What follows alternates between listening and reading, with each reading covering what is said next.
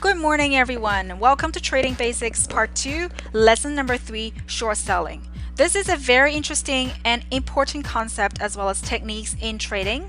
It might seem a bit counterintuitive at the beginning, but I'm sure after this video you will have a full grasp of what it means and how to do it well. Don't be afraid to leave any comments or questions on our website as well as Facebook and Instagram channel. Now, let's get started. In the last lecture, we talked about quarterly reports and how to utilize the information they present. In here, we'll explain the concept of short selling. People keep buying in hopes of prices going higher and higher. In fact, many forms of investments are based on the fact that price going up. For example, in real estate business, you hope that prices go up after you purchase a house. If you open up a restaurant business, you hope that more and more customers can come in so that your revenue and consequently your profit will go up as well. But what if things do not go the way you plan? What if housing market goes down? What if your revenue goes down even though you try so hard? A great solution is the stock market. No matter what happens to the stock price, you can make money in the stock market, and that applies to falling prices as well. If you can predict that a particular stock is overbought and it could lose a few dollars in the future, you can short sell it and make money. For instance, let's assume that the shares of a company ABC is currently $90 per share and you think that it will go down in the future. You can short sell 100 shares, that is 90 times 100 shares equals $9,000, which means you borrow this from your broker and wait until it goes down. Let's say that the price actually drops by $5. Now, the share is $85 each. Then you return those 100 shares to your broker at the current price to pay off your debt and pocket the difference. That is $9,000 minus $8,500 equals $500.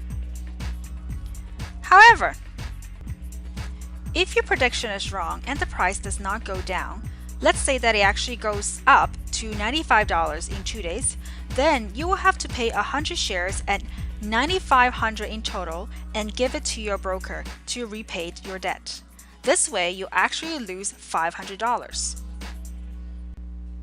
You should be very careful when short selling because you're not directly trading with your own money. In fact, you are borrowing shares from your broker, which is borrowing asset. In order to do that, you need to have enough buying power. For instance, let's say that you have $10,000 in your account and you have bought a few stocks. Now you are left with $2,000. If you need to short sell shares of a company that will cost you $9,000, the broker would not allow you to do that. They simply would say that you don't have enough buying power.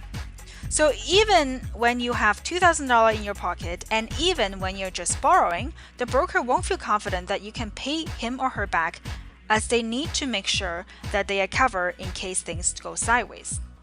This is why short selling is often done in margin accounts, where the broker gives you buying power over and above your cash so that you can use extra money if needed. So can we short sell everything? The answer is no, we cannot. There are companies and stocks out there that are not short sellable. There are also brokers that do not provide short selling option for a few stocks depending on their policies and preferences. So how to short sell? It is very easy. You can short sell stocks the same way you buy stocks. Instead of clicking on buy order to open a position and buy a certain stock, simply click sell and open a short sell position. Nothing further is required.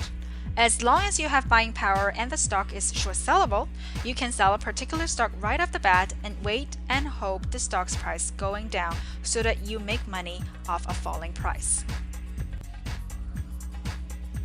Coming up next, we will discuss ETFs. I hope you guys enjoyed this lecture.